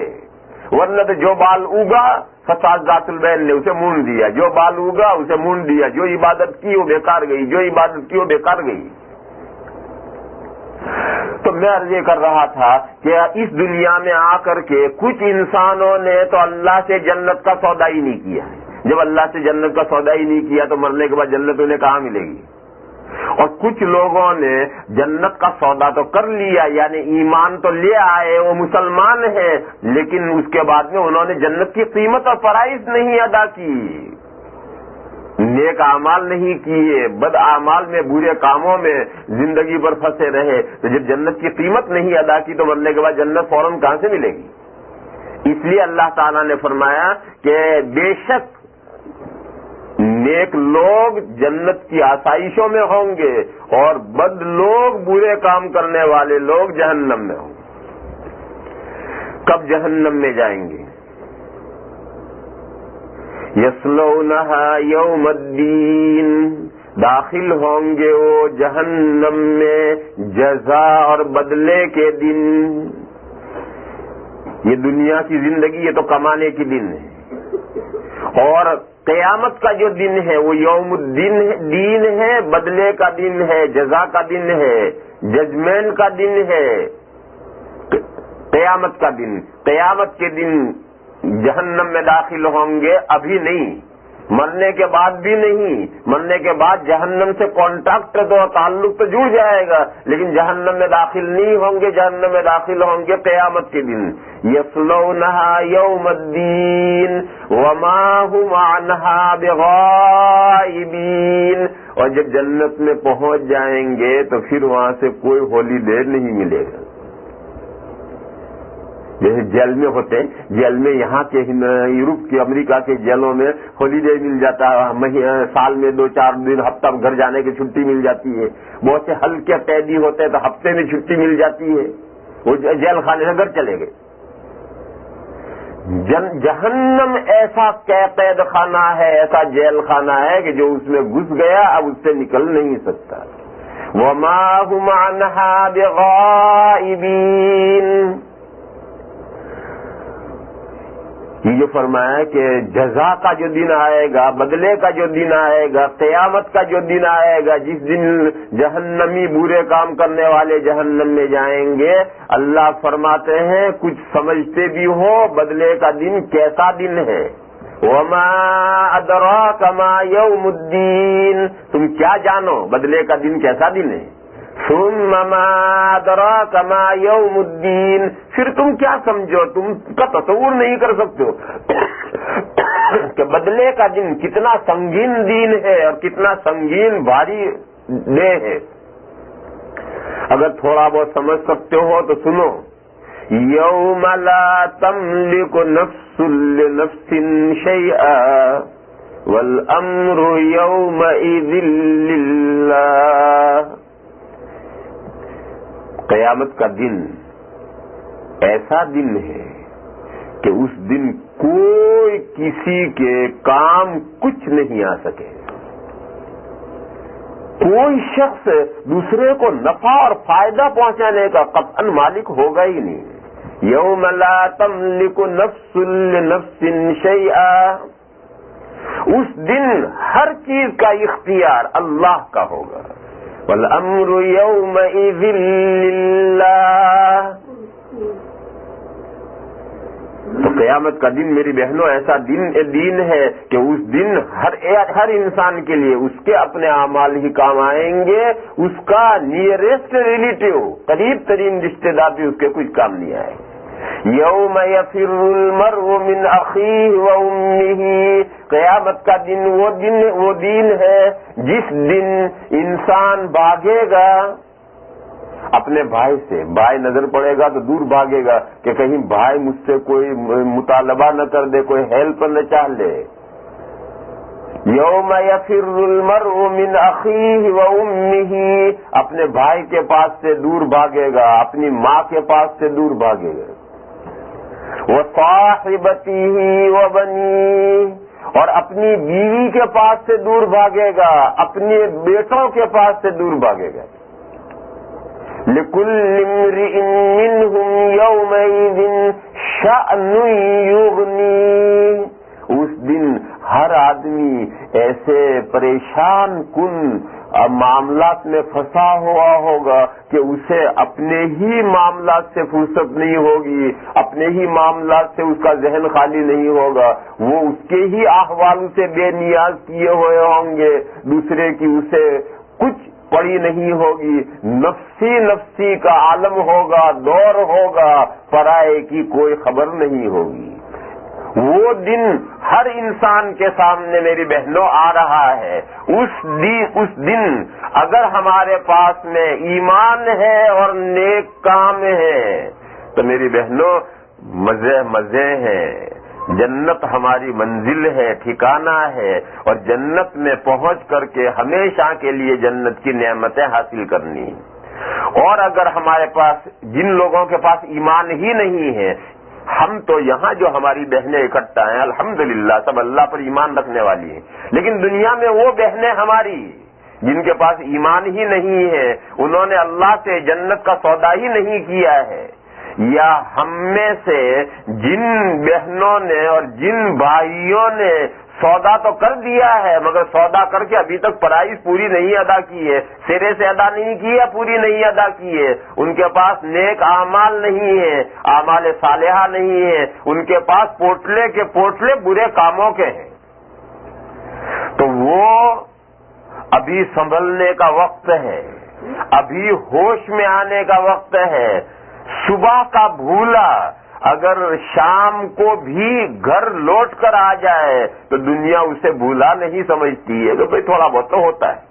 لہذا مرنے سے پہلے، سکرات شروع ہونے سے پہلے اگر انسان کو ہوش آ جائے اور وہ اپنی زندگی کو سنوار لے تو اس کے لیے اب بھی چانس ہے. اللہ تعالی ہم کو دنیا کی صورتحال سمجھنے کی توفیق عطا فرمائے اور دنیا میں ہمارے آنے کی جو غرض اور مقصد ہے اس کو سمجھنے کی توفیق عطا فرمائے. اور ہم نے دنیا میں آ کر اللہ سے جو بزنس کی ہے اور سودا کیا ہے اس کی قیمت ادا کرنے کی اللہ تعالی ہمیں توفیق عطا فرمائے. ہمیں اللہ تعالیٰ برے کاموں سے بچائیں اور ہمیں اللہ تعالیٰ نیک کاموں کی توفیق عطا فرمائیں. ایسی اللہ تعالیٰ سے ہم دعا کرتے ہیں. اس کے بعد اب سمجھنے کی بات، 2-3 باتیں سمجھنے کی ہیں. سب سے پہلی بات تو یہ سمجھنے کی ہے کہ اللہ جل شانہ عم نوالہ نے یہ رمضان کا مبارک مہینہ، یہ بڑا خیرات کا مہینہ، بڑی برکتوں کا مہینہ، بڑی امیدوں کا مہینہ، رحمتوں کا مہینہ، بخششوں کا مہینہ، جہنم سے رستگاری اور آزادی کا پروانہ حاصل کرنے کا مہینہ، اللہ نے یہ قیمتی مہینہ ہمارے لیے عطا فرمایا ہے اور ہم اس ماہ مبارک میں سے گزر رہے ہیں اللہ کے فضل و کرم سے. اس مبارک مہینے میں قرآن کریم میں اور احادیث شریفہ میں یہ مضمون بار بار سمجھایا گیا ہے کہ اس سیزن میں آ کر کے اعمال کی قیمت بڑھ جاتی ہے. دیکھو دنیا کے سیزن اور مارکیٹ میں قیمتیں سیزن پر آف ہوتی ڈاؤن ہوتی ہیں. دکاندار قیمتیں کم کرتے ہیں تاکہ خوب سامان بکے، لیکن یہ تو بیچنے والے آف کرتے ہیں. بیچنے والے جو ہیں وہ تو قیمتیں آف کرتے ہیں سیزن پر تاکہ سامان خوب بکے. اللہ کو کوئی چیز بیچنی نہیں ہے، اللہ کو تو خریدنی ہے. ان اللہ اشترا، اللہ کو تو خریدنی ہے. تو اللہ نے قیمتیں آف نہیں کی سیزن پر، بلکہ قیمتیں ہائی قیمتیں کی، بڑائی اونچی قیمتیں کی، تاکہ لوگ اپنا سامان زیادہ سے زیادہ پروڈکشن کریں، زیادہ سے زیادہ سامان تیار کریں اور اللہ کے یہاں سپلائی کریں. کیوں سیزن آیا ہے، قیمتیں بہت بڑھی ہوئی مل رہی ہیں، اس سیزن سے فائدہ اٹھائیں. تو یہ فرق ہے. بیچنے والا ہمیشہ قیمت سیزن پر آف کرے گا اور خریدنے والا قیمت ہائی کرے گا. جب یورپ سے اور امریکہ سے ہمارے ہندوستان میں کسی چیز کا آرڈر پہنچتا ہے، مثلا اسبغول کا آرڈر پہنچتا ہے، سرسوں کا آرڈر پہنچتا ہے، روئی کا آرڈر پہنچتا ہے، تو ہندوستان میں ایک دم قیمتیں بڑھ جاتی ہیں. کیوں قیمتیں بڑھ جاتی ہیں؟ یورپ سے آرڈر آیا ہے، امریکہ سے آرڈر آیا ہے اور وہاں کی کرنسی اسٹرانگ ہے، تو اس اسٹرانگ کرنسی کے اثرات پڑتے ہیں کمزور کرنسی پر، اور ہندوستان میں فوراً زیرے کی قیمت بڑھ جاتی ہے، اسبغول کی قیمت بڑھ جاتی ہے، سونف کی قیمت بڑھ جاتی ہے، سرسوں کی قیمت بڑھ جاتی ہے، تیل کی قیمتیں بڑھ جاتی ہیں، روئی کی قیمتیں بڑھ جاتی ہیں. تو خریدنے والا ہمیشہ قیمتیں ہائی کرے گا اور بیچنے والا لو کرے گا. یہ قاعدہ ہے دنیا کا. اللہ تعالیٰ بیچنے والے نہیں ہیں، دکاندار نہیں ہیں کیونکہ ہمارے دکان میں سامان خرید کر لے جاؤ، نہیں، وہ بیچنے والے نہیں ہیں، وہ تو خریدنے والے ہیں. ان اللہ اشترا، اللہ نے خرید لیا ہے مسلمانوں سے ان کے جانوں کو، ان کے مالوں کو. وہ تو خریدار ہیں. اور جو خریدار ہوتا ہے وہ سیزن جب آتا ہے تو قیمت ہائی کرتا ہے، اونچی قیمت کرتا ہے، تاکہ لوگ زیادہ سے زیادہ اپنی چیزیں تیار کر کے سپلائی کریں اور جو کچھ پاس میں ہے سب دے دے گا. بھائی قیمت آئی، اٹھاؤ جلدی سے سارا دے دو، بعد میں قیمت کم ہو جائے گی تو کیا ہوگا. تو میری بہنوں، یہ رمضان شریف کا مہینہ ہے. اس مہینے میں اللہ تعالی ہمارے اعمال کی قیمت ہائی کر دیتے ہیں. حدیث شریف میں ہے کہ اس مہینے میں جو نفل عبادت کرے گا وہ نفل عبادت اکول ہو جائے گی، برابر ہو جائے گی فرض عبادت کے. فرض اور نفل عبادت میں کیا فرق ہے؟ 70 ٹائم کا فرق ہے، 70 گنے کا فرق ہے. ہم ظہر کی 4 سنتیں پڑھتے ہیں اور ظہر کے 4 فرض پڑھتے ہیں.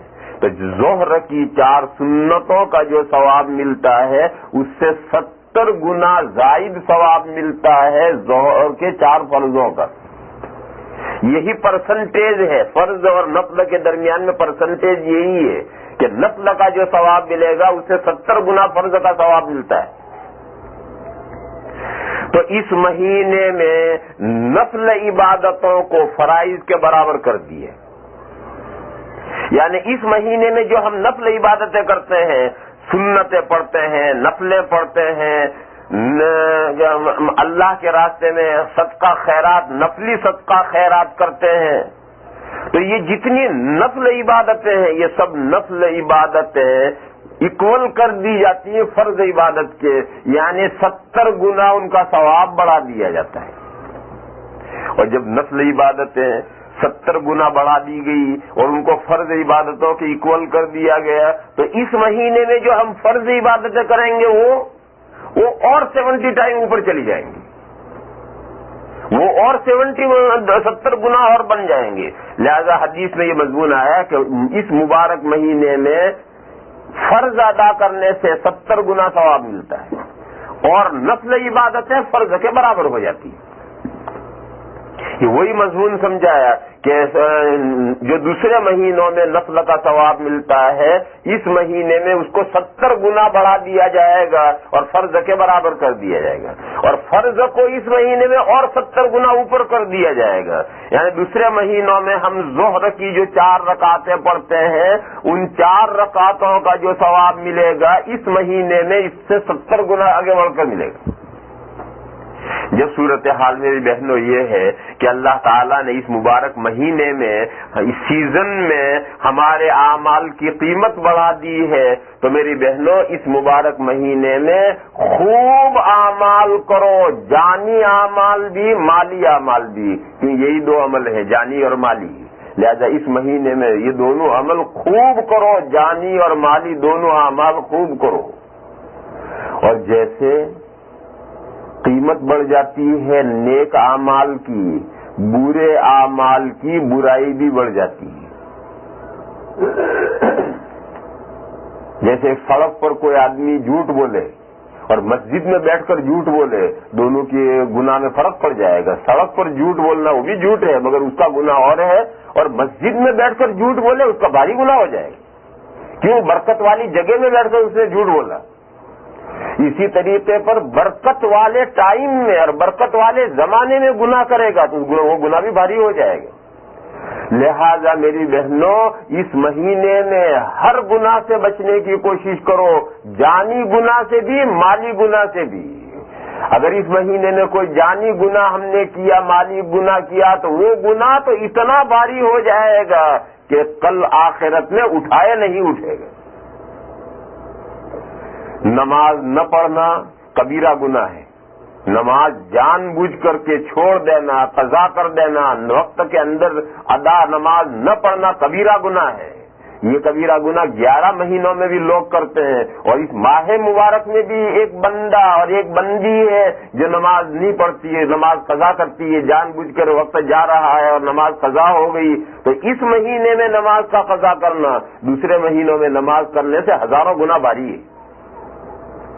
جھوٹ بولنا 11 مہینوں میں بھی گناہ ہے، اور اس مبارک مہینے میں کوئی مرد یا کوئی عورت جھوٹ بولتی ہے تو وہ گناہ جھوٹ بولنے کا 70 گنا بھاری ہو جائے گا. غیبت کرنا ہمیشہ حرام ہے، 11 مہینوں میں بھی حرام ہے، لیکن اس مہینے میں اگر غیبت کرتی ہے تو یہ غیبت کئی گنا اس کا گناہ بھاری ہو جائے گا اور بڑھ جائے گا.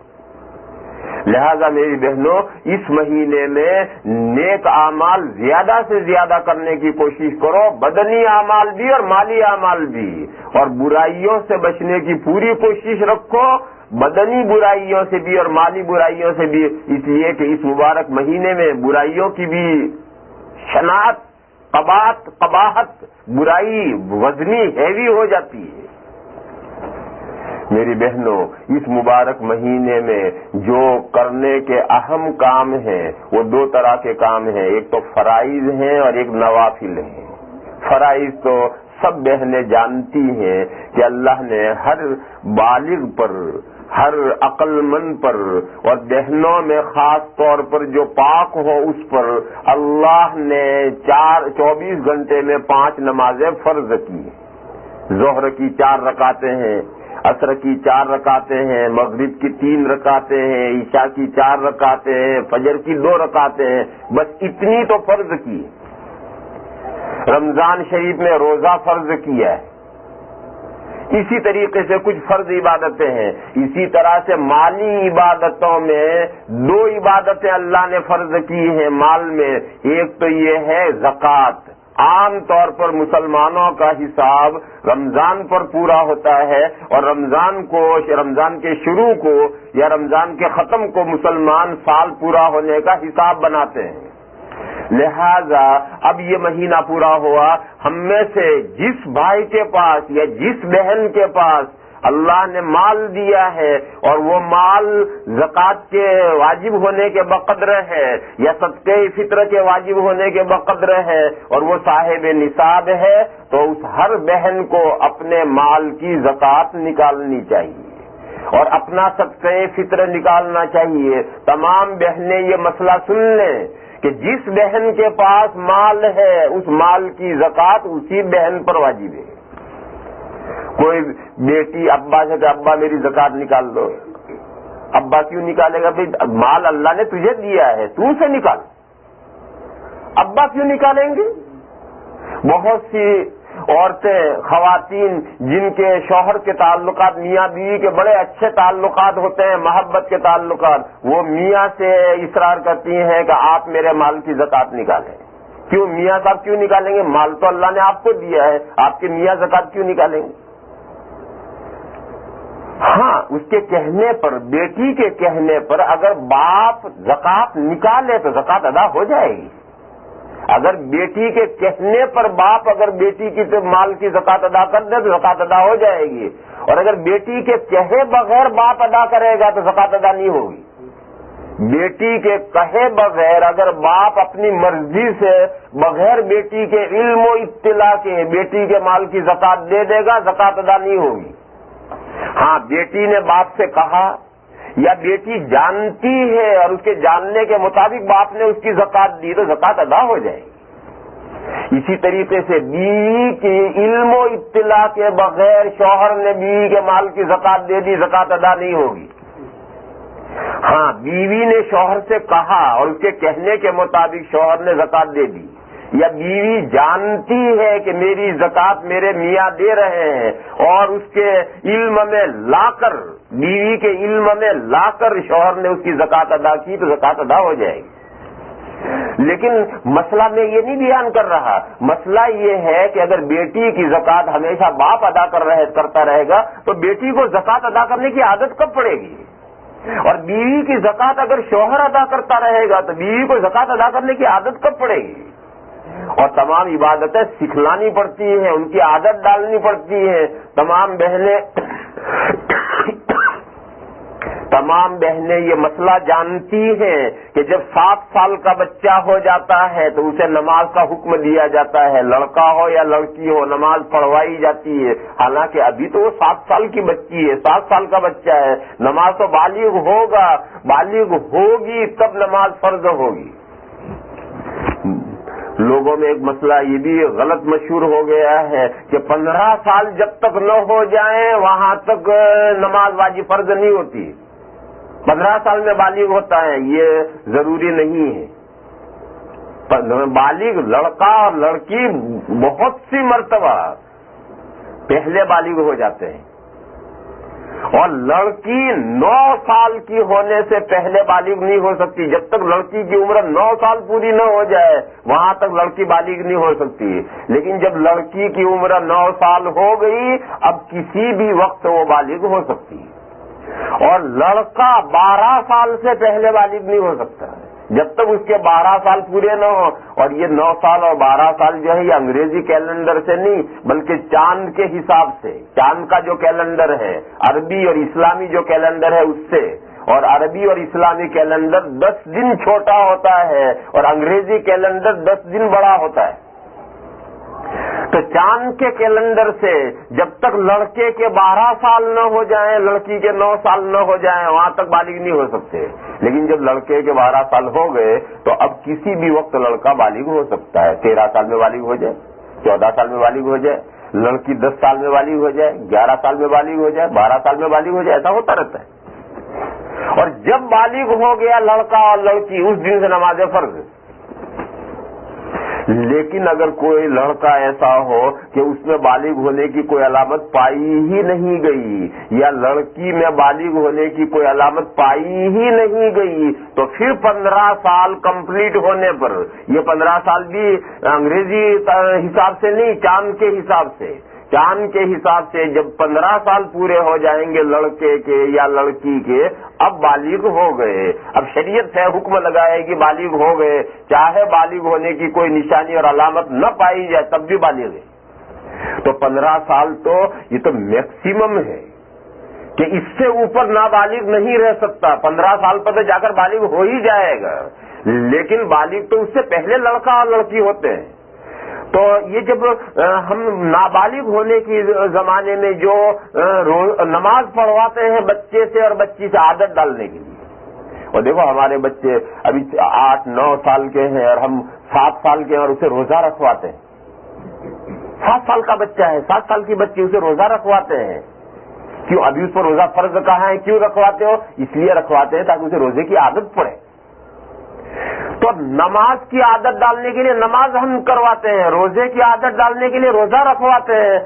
اور یہ تو مالی بدنی عبادت ہے. بدنی عبادت تو آسان ہوتا ہے، مالی عبادت تو اور مشکل اور بھاری ہوتی ہے. اس کی ٹریننگ اور رہل سہل اور اس کی مشق نہیں کرانی پڑے گی، اس کی بھی مشق کرانی پڑے گی کہ ہمارے بچے کے اندر خرچ کرنے کی عادت آئے. ہم اپنے گھر میں ایسا کرتے ہیں، ہمارے یہاں مسجد میں چندہ ہوتا ہے، ہمارے محلے کی مسجد ہے، وہ بن رہی ہے، اس میں بنتے بنتے تھوڑا سا کام رہ گیا ہے، اب لکڑی کا کام وہ رہ گیا، باقی سب کام الحمدللہ ہو گیا ہے. تو ہفتے میں 1 مرتبہ چندہ ہوگا، اور محلے میں سے جو چندہ بھیجے گا لاؤڈ اسپیکر سے اس کا اعلان ہوگا کہ فلاں صاحب نے 50 روپے بھیجے ہیں، فلاں صاحب نے 25 روپے بھیجے ہیں، فلاں صاحب نے 10 روپے بھیجے ہیں. اور پھر ان کو وہ اعلان کرنے والا دعا بھی دے گا کہ اللہ اس کے جان و مال میں برکت عطا فرمائے. تو اب ہم کیا کرتے ہیں؟ ہم ایک بچے کو بلائیں گے، 10 روپے دیں گے، جا اپنا چندہ مسجد میں دے کر. تو اس مسجد میں جائے گا، 10 روپے اپنے دے گا. اب اس کے نام کا اعلان ہوگا کہ فلاں صاحب کا بچہ جس کا یہ نام ہے وہ 10 روپے چندہ دے کر آئے گا، اللہ اس کو حفاظت کرے، اللہ اس کو عمر دراز کرے. اب دعائیں لے کر آئے. دوسرے بچے کو 10 پکڑائیں گے، وہ جا کے چندہ دے گا. دوسرے کو 10 پکڑائے، وہ جا کے چندہ دے گا. ہر بچے کو وہاں بھیجیں گے، 10 روپے پکڑا کر جاؤ چندہ دو. یہ سب کیوں کرتے ہیں؟ انہیں چندہ دینے کی عادت پڑے، ورنہ اگر وہ تو عادت سیکھے نہیں ہوں گے. اتنا جو بچہ چل سکتا ہے اور مسجد میں جا سکتا ہے اس کو 10 روپے پکڑاتے ہیں، جمع جا کر کرو. اور ہمارے گھر کی جو فیملی کی عورتیں ہیں ان کو بھی میں دیتا ہوں کہ کسی کو بہو کو 100 روپے دیے، جاؤ چندہ بھیجو مسجد میں. دوسری بہو کو 100 روپے مسجد میں چندہ بھیجو. انہی کو دیں گے، انہی سے چندہ بھیجوائیں گے. کیوں؟ ان کو خرچ کرنے کی عادت پڑے. ورنہ جانی عبادتیں تو آسان ہوتی ہیں، مالی عبادتیں تو بڑی مشکل ہوتی ہیں. پرانے زمانے کی مسئلہ ہے کہ چمڑی دے سکتا ہے انسان، دبڑی نہیں دے سکتا. اپنی کھال کٹوا سکتا ہے لیکن 4 پیسے نہیں دے سکتا ہے. مالی عبادتیں بہت مشکل ہوتی ہیں. تو میں مسئلہ یہ عرض کر رہا ہوں کہ اگر کوئی عورت ہے تو ٹھیک ہے، اس کے ابا سے کہے گی تو ابا بیٹی کی زکات دیں گے، لیکن نہیں، بیٹی کو اپنی زکات خود ادا کرنی پڑے گی، کرنی چاہیے تاکہ اسے عادت پڑے اپنی عبادت کرنے کی. بیوی شوہر سے کہے گی تو شوہر ضرور اس کی بات مانے گا، اور بیوی کی طرف سے شوہر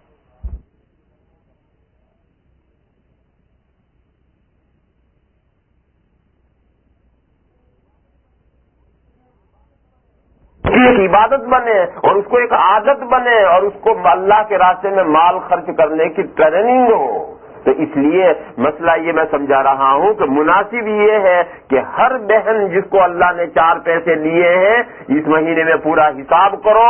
اس میں سے جو اللہ تعالیٰ کا حق ہے، جو غریبوں کے لیے اللہ تعالیٰ نے ہمارے مال میں حق رکھا ہے، وہ الگ کرو اور غریبوں تک اس کو پہنچاؤ، زکاتیں ادا کرو.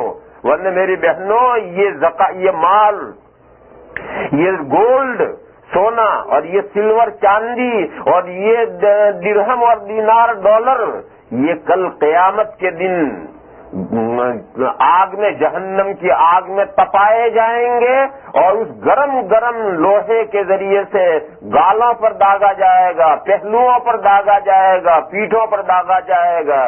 اور یہ سونا سانپ بنے گا اور سانپ بن کر کے انسان کے گلے میں لپٹے گا، اور اس سانپ کی فن انسان کے منہ کے سامنے ہوگی اور وہ انسان کے ہونٹوں پر فن مارے گا اور کاٹے گا اور یہ کہے گا کہ میں ہوں تیرا مال، میں ہوں تیرا خزانہ، چکھ مزہ. میری بہنوں، وہ دن آنا ہے، لہذا اس دن کے آنے سے پہلے اپنی مالوں کی زکات کا حساب کرو، پیسہ پیسہ ادا کرو. ایک مرتبہ حضور اکرم صلی اللہ تعالی علیہ وسلم کی خدمت میں ایک بہن آئی تھی. اس کے ہاتھ میں سونے کی 2 چوڑیاں تھی، کنگن تھے، رنگ تھے. حضور نے اس عورت سے پوچھا کہ یہ جو تمہارے ہاتھ میں 2 چوڑیاں ہیں سونے کی، اس کی تم زکات ادا کرتی ہو؟ تو بیچاری اس بہن کو مسئلہ نہیں معلوم تھا. اس نے کہا یا رسول اللہ، میں تو اس کی کوئی زکات نہیں ادا کرتی ہوں. تو حضور نے فرمایا حسبک من النار، اگر تم ان 2 چوڑیوں کی زکات ادا نہیں کرتی تو تمہارے جہنم میں جانے کے لیے یہ 2 چوڑیاں ہی کافی ہیں. اب وہ مسلمان عورت ہے، پابندی سے نمازیں پڑھتی ہے، تمام دین کے کام کرتی ہے، مگر ہاتھ میں 2 چوڑیاں پہن رکھی ہیں گولڈ کی، سونے کی، اس کی زکوٰۃ ادا نہیں کرتی۔ حضور نے فرمایا بس یہی چیز تمہارے جہنم میں جانے کے لیے کافی۔ لہذا میری بہنوں، یہ تو جو فرض عبادتیں ہیں، فرض نمازیں ہیں، روزے ہیں اور زکوٰۃ فرض ہے، اسی طریقے سے صدقہ فطر فرض ہے۔ جب عید کا دن آئے گا تو ہر آدمی پر صدقہ فطر فرض ہوگا، واجب ہوگا۔ یہ اپنی تمام عبادتیں اس مہینے میں کرو۔ دوسرے مہینوں میں اللہ کے راستے میں زکوٰۃ کا پیسہ خرچ کرنے سے، اس مہینے میں زکوٰۃ خرچ کرنے سے 70 ٹائم اس کا ثواب بڑھ جائے گا، 70 گنا اس کا ثواب بڑھ جائے گا۔ دوسری عبادتیں اس مہینے میں کرنی ہے نفل عبادتیں۔ فرض نمازوں کے ساتھ ہم سنت مؤکدہ پڑھتے ہیں، سنت مؤکدہ کے ساتھ سنت غیر مؤکدہ پڑھتے ہیں، پھر ان سنتوں کے علاوہ کچھ نفل نمازیں پڑھتے ہیں۔ اشراق کی نماز ہے، چاشت کی نماز ہے، مغرب کے بعد اوابین کی نماز ہے، پھر وتر، پھر وہ تراویح کی نماز ہے، پھر سحری کے وقت میں تہجد کی نماز ہے۔ یہ نمازیں سب نوافل ہیں۔ سورج نکل کر جب آدھا گھنٹہ گزر جائے، سورج نکل آیا، کیلنڈر میں دیکھو سن رائز کیا ٹائم لکھا ہے، اس ٹائم کے بعد جب آدھا گھنٹہ گزر جائے تو کم سے کم 2 رکعتیں اور زیادہ سے زیادہ 8 رکعتیں، کم سے کم 2 نفلیں اور زیادہ سے زیادہ 8 نفلیں، یہ صلاۃ اشراق ہے۔ پھر جب سورج ڈھلنے میں، زوال میں 2 گھنٹے باقی رہ جائیں، یعنی 10 بج جائیں، اس 10 بج جائیں اس وقت میں کم سے کم 4 رکعتیں اور زیادہ سے زیادہ 12 رکعتیں، یہ چاشت کی نماز ہے، یہ بھی نفل ہے۔ اور مغرب کے بعد کم سے کم 6 رکعتیں اور زیادہ سے زیادہ 20 رکعتیں، مغرب کے بعد کم سے کم 6 رکعتیں اور زیادہ سے زیادہ 20 رکعتیں، یہ اوابین کی نماز ہے، یہ بھی نفل نماز ہے۔ اور تراویح کی نماز یعنی رمضان کے مہینے میں عشاء کے بعد، عشاء کے فرض پڑھنے کے بعد 20 نفلیں پڑھنا تراویح کی، یہ سنت مؤکدہ ہے۔ مردوں کے لیے بھی سنت مؤکدہ ہے، عورتوں کے لیے بھی سنت مؤکدہ ہے۔ جیسے فجر کی 2 سنتیں، ظہر سے پہلے 4 سنتیں، ظہر کے بعد 2 سنتیں، جیسے یہ سنت مؤکدہ ہیں، ایسے تراویح بھی سنت مؤکدہ ہے، اور مردوں کے لیے بھی سنت مؤکدہ ہے اور عورتوں کے لیے بھی سنت مؤکدہ ہے۔ ہماری بہت سی خواتین، معزز عورتیں اس بھول میں ہیں، وہ یہ سمجھتی ہیں کہ تراویح تو مردوں کے لیے ہے، وہ مسجد میں جائیں اور جماعت سے جا کر نماز پڑھیں، عورتوں کے لیے تراویح نہیں ہے۔ ایسا نہیں ہے، تراویح عورتوں کے لیے بھی سنت مؤکدہ علی الکفایہ ہے۔ جنت میں صرف مردوں کو نہیں جانا، عورتوں کو بھی جانا ہے، اور ہر ایک کو اپنے عمل سے جانا ہے۔ مرد اپنے عمل سے جنت میں جائے گا، عورت اپنے عمل سے جنت میں جائے گی۔ کہ مرد نے تراویح پڑھ لی تو وہ تراویح تیرے کیا کام آئے گی؟ تجھے تو اپنی تراویح الگ پڑھنی ہے۔ پھر سو جاؤ اور سحری کے وقت اٹھو، اور سحری کے وقت میں کم سے کم 8 رکعتیں اور زیادہ اللہ جتنی توفیق دے، یہ تہجد کی نماز ہے، یہ نفل عبادتیں ہیں۔ ان نفل عبادتوں کا اس مہینے میں اہتمام کرو، ان کا ثواب فرضوں کے بقدر ہو جاتا ہے۔ اسی طرح سے جو مالی عبادتیں ہیں، ان مالی عبادتوں میں زکوٰۃ اور صدقہ فطر، یہ تو فرض عبادتیں ہیں۔ اس کے علاوہ اللہ کے راستے میں خرچ کرو۔ اللہ کے راستے میں خرچ کرنے کی میری بہنوں بہت سی شکلیں ہیں۔ وقت ختم ہونے جا رہا ہے، اس لیے میں بات لمبی نہیں کر رہا ہوں، بات مختصر کرتے ہوئے بہنوں کو توجہ دلانا چاہتا ہوں، کیونکہ یہ بات ایسی کوئی لمبی چوڑی تفصیل کرنے کی ضرورت نہیں ہے۔ وہ یہ ہے کہ ہمارے اپنے اس محلے میں ہماری یہ مسجد جو اللہ کا گھر ہے، جو دین کا سینٹر ہے، جو دین کا مرکز ہے، جو ایمان کا پاور ہاؤس ہے، یہاں سے ایمان کی روشنی اور لائٹ سارے محلے میں سپلائی ہوگی۔ میرے بہنوں، یہ مسجد کے بننے کا مسئلہ ہے۔ اس مسجد کے لیے چندہ، مردوں میں چندہ چل رہا ہے۔ یہ چندہ، یہ فرض یہ خرچ کرنا نہیں، یہ نفل خرچ کرنا ہے۔